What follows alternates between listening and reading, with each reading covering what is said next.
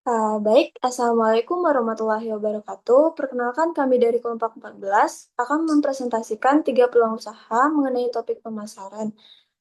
Sebelumnya, perkenalkan anggota kelompok kami dengan saya sendiri, Nadila Salsabila Damanik dengan NIM 375, dan rekan-rekan saya, Nadila Putri Asbari dengan NIM 2019, dan Siti Katarum dengan NIM 1011. Next.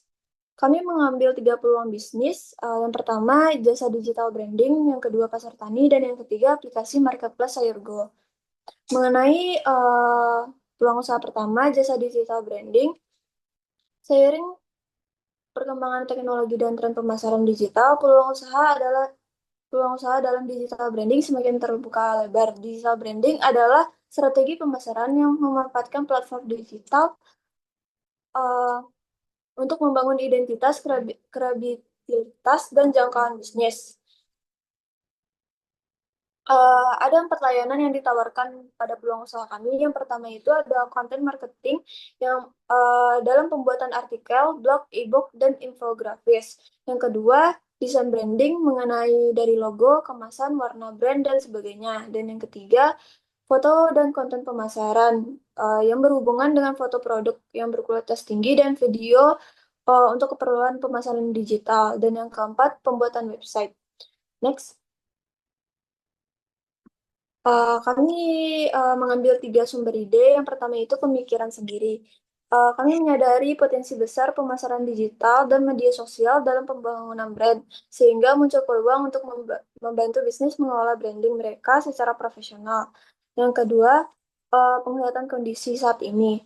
Melihat banyaknya bisnis UMKM yang kesulitan dalam membangun identitas digital mereka, bisa menjadi inspirasi untuk menawarkan solusi dalam bentuk jasa branding dan pemasaran digital. Dan yang terakhir, pengalaman pribadi. Uh, Memiliki pengalaman dalam mengelola akun media sosial dan memahami strategi digital branding. Next, ada 4 peluang usaha. Yang pertama itu, dengan semakinnya banyak bisnis yang beralih ke digital, permintaan untuk layanan desain dan konten iklan akan terus meningkat. Yang kedua, usaha ini dapat dimulai dari rumah dengan peralatan sederhana. Yang ketiga, dapat menawarkan berbagai layanan seperti desain logo, konten media sosial, iklan digital, dan branding. Dan yang keempat, tidak terbatasnya pada satu industri. Ini akan sangat membantu banyak UMKM di berbagai sektor, bahkan di sektor pertanian yang ingin memasarkan produknya yang semakin luas. Next. Baik, peluang usaha yang kedua akan dijelaskan oleh Nana. Kepada Nana, dipersilahkan. Baik, terima kasih kepada moderator. Selanjutnya, usaha yang kedua yaitu pasar tani.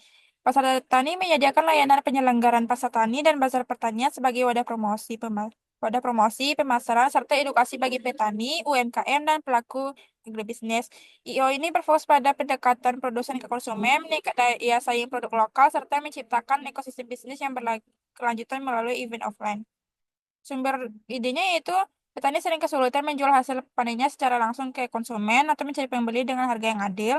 Yang kedua, rantai distribusi panjang dan dominasi tengkulak membuat petani mendapatkan keuntungan yang lebih kecil dari hasil pertanian. Yang ketiga, belum banyak event khusus yang mempertemukan petani langsung dengan pembeli. Selanjutnya yaitu peluang usaha. Yang pertama yaitu konsumen lebih memilih produk segar, sehat, dan terjangkau langsung dari petani. Sehingga event ini bisa memfasilitasi dengan baik. Yang kedua, event pasar tani ini membantu petani mengatasi ketergantungan pada tengkulak dan pasar terbatas dengan mempertemukan mereka langsung dengan pembeli bisnis maupun individu. Yang kedua yaitu dukungan pemerintah dan komunitas pecinta produk lokal dapat memperkuat produk promosi serta keberlanjutan acara.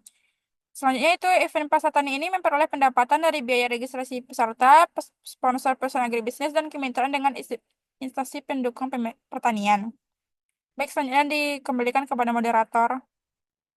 Terima kasih kepada Nana. Untuk peluang usaha kami yang ketiga akan dijelaskan oleh Siti. Kepada Siti, dipersilakan. Terima kasih kepada moderator. Baiklah, saya akan menjelaskan peluang yang ketiga itu aplikasi Marketplace Sayurgo. Sayurgo adalah aplikasi marketplace inovatif yang menghubungkan petani, pedagang, dan konsumen untuk mempermudah transaksi sayur mayur dan produk pertanian segar dengan konsep dari petani ke konsumen. Sayurgo memastikan harga yang lebih adil bagi petani serta produk yang berkualitas bagi pelanggan.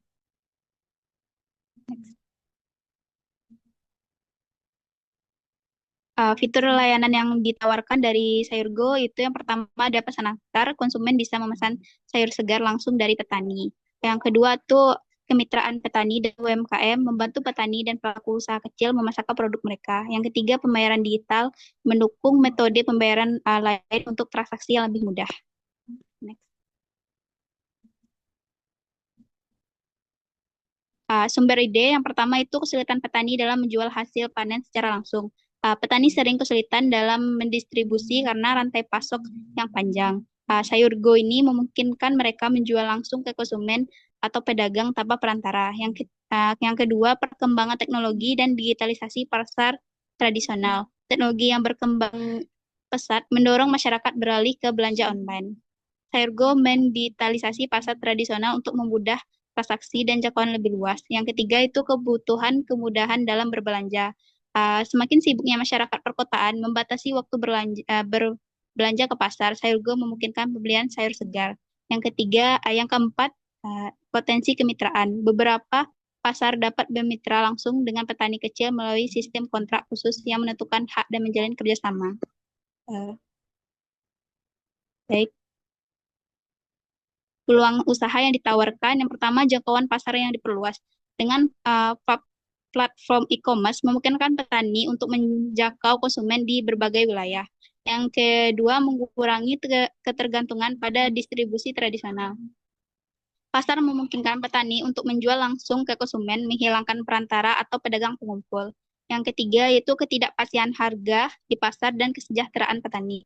Marketplace ini menjadi solusi dengan sistem harga yang lebih transparan dan adil. Yang keempat itu perkembangan digital. Semakin banyak masyarakat yang beralih ke belanja online, termasuk untuk kebutuhan pangan. Terima kasih. Mungkin itu saja saya kembalikan ke moderator. Terima kasih kepada Siti. Berikut adalah penilaian skala Likert dari 3 peluang usaha yang kami tawarkan. Maka dapat disimpulkan, berdasarkan hasil perhitungan bobot X-rating dalam analisis pemilihan alternatif bisnis, digital branding memperoleh total nilai tertinggi, yakni 3,83, diikuti oleh pasar tani dengan nilai 3,38, dan marketplace memiliki total terendah, yaitu 2,85. Maka dapat disimpulkan, ini menunjukkan bahwa berdasarkan kriteria yang telah ditetapkan serta bobot yang diberikan, digital branding merupakan pilihan paling menarik dan memiliki prospek terbaik dibandingkan alternatif lainnya. Baik, sekian yang mungkin dapat kami sampaikan. Bila ada kekurangan, kami mohon maaf. Wassalamualaikum warahmatullahi wabarakatuh.